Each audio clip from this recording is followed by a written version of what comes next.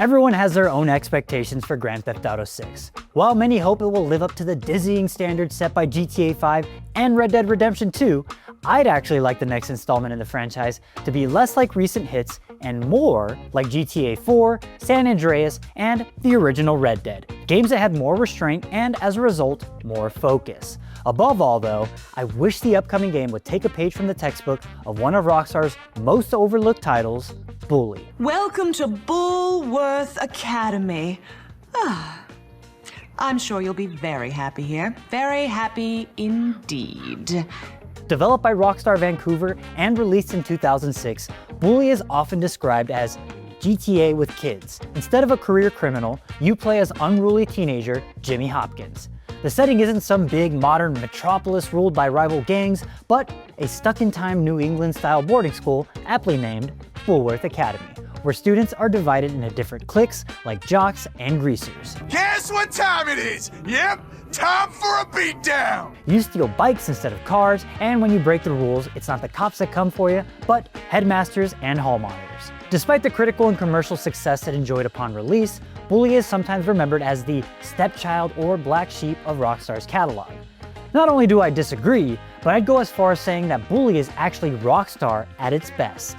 Charming, atmospheric, and far removed from the direction the developer has taken since. So, my friend, are you, as they say, in? Sure. Are you English? Well, no, I just speak this way because I'm very insecure. Though similar to a game like Grand Theft Auto 5 on the surface, it was created with a completely different design philosophy, and that's exactly why it's the perfect blueprint for GTA 6.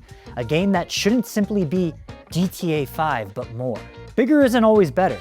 GTA 5's map was larger than any other game in the franchise up to that point, but most of the area outside Los Santos turned out to be empty space. Unlike in, say, Red Dead Redemption 2, where the rolling meadows and barren mountainsides served a thematic purpose. The backcountry of GTA 5 is not a living, breathing world so much as a playground for police chases and sandbox shenanigans. Bully has one of the smallest maps of any Rockstar game, comprising only Bullworth Academy itself and the surrounding town. But because space is so limited, hardly any of it went to waste.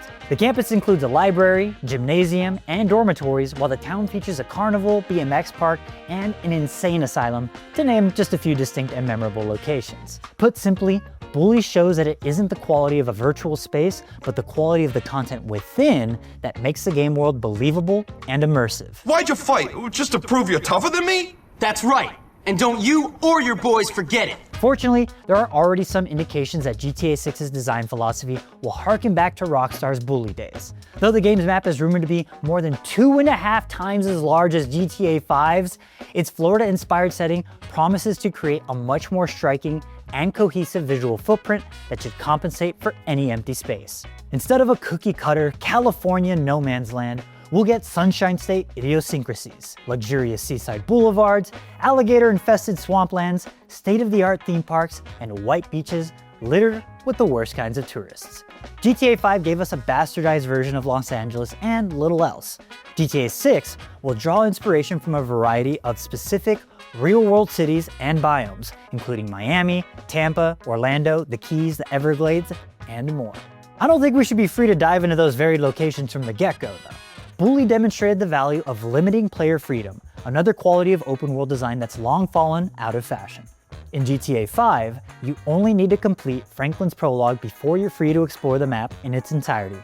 But this lack of restriction comes at a cost, as reaching a location that's always been accessible to you isn't nearly as satisfying as visiting a place that you were previously unable to get to. Older Rockstar games did this constantly and to great effect. San Andreas takes you to 3 different cities, each of them unlocked at different parts of the story. Similarly, the original Red Dead Redemption doesn't let you go to Mexico until several hours into the game, though there are admittedly 1 or 2 ways to glitch yourself across the border. Its sequel also restricts player freedom to some degree, keeping the prologue confined to the snowy Grizzlies West region.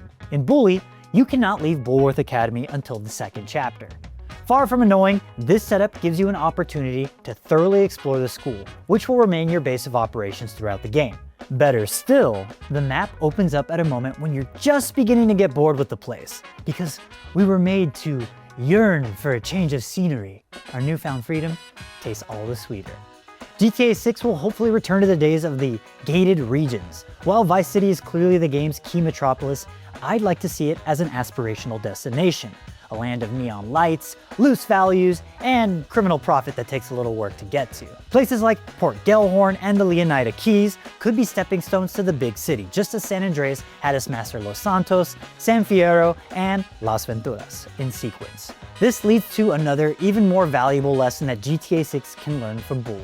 In GTA 5, there's a huge disconnect between you and the characters you control. Except for when we play as Trevor, whose volatile personality not only reflects but actively encourages the most haphazardly destructive ways to play the game, we rarely get to experience a character's emotions along with them. How have you been? Oh, simply wonderful. And you? Somewhere stuck between joyful and peachy. In Bully, story and gameplay mechanics work side by side to make you identify with Jimmy and share his motivations.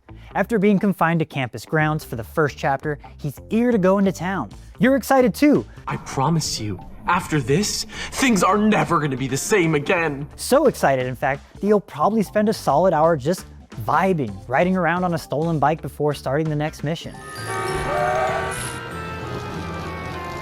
Another mechanic that helps ease you into Jimmy's shoes is the game's curfew system. After 11 p.m., the school becomes overrun with prefects who will send you to bed if they catch you, filling up your trouble meter. The higher the meter, the more suspicious and hostile certain NPCs will behave towards you. Avoiding punishment puts you on edge, while making it back to the safety of your dormitory draws out a sigh of relief. Emotional responses like these are hard to come by in GTA 5, where the frequent, over-the-top police chase action quickly turns numbingly mundane. The same cannot be said for GTA 4 or San Andreas, where character writing and plot development actually made you care for their protagonists. In Bully, the lower stakes and slightly subtler tone allowed events to escalate at a more gradual, satisfying pace, ensuring the story remained engaging right until the final face-off with its main antagonist, a sociopathic, unmedicated fellow student named Gary. Why'd you do it, Gary? Because I can! Unlike its predecessor, GTA 6 does seem poised to treat its playable characters as actual people rather than vehicles for chaos and carnage. Dual protagonists Lucy and Jason, we're told over and over, will be Bonnie and Clyde-style partners in crime. And as in Bully, story and gameplay could conspire to put the player in the middle of that, no doubt, complicated relationship. Trust? Trust. Perhaps the most important thing that Bully can teach GTA 6 is the importance of restraint when designing a game. Rockstar wanted GTA 5 to be big. As big as it could possibly be, both in terms of content and appeal. But by prioritizing size and variety, the developers gave the game a much weaker sense of identity than GTA 4 or San Andreas, both of which were made with different goals in mind. Thanks to the specificity of its setting, Bully has perhaps the strongest identity and atmosphere of any Rockstar game out there. Fantastic! Though full of over-the-top caricatures, Bulworth Academy can be a genuinely oppressive place. The kind of harsh environment that forces an otherwise well-intentioned kid like Jimmy to toughen up and treat others as shiftily as they treat him. The feelings a game evokes stay with you long after you finish playing, strengthening your memory of the overall experience. Though I haven't done a full playthrough of Bully in years, I can still picture Bulworth Academy's layout in my head. But drop me anywhere in GTA 5's gigantic backcountry, a place I have spent probably way more hours, and I'd struggle finding my way back to civilization without looking at the minimap. Despite persistent pleading from the game's cult following, Bully is unlikely to receive a sequel anytime soon. Gone are the days where individual subsidiaries like Rockstar Vancouver, long since part of Rockstar Toronto, could work on their own original IPs. Whatever Rockstar's next game will be, it almost certainly won't be Bully 2.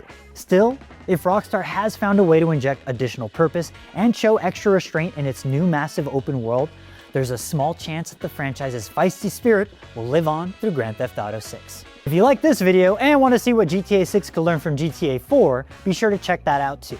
And for everything else Grand Theft Auto, be sure to stick with IGN.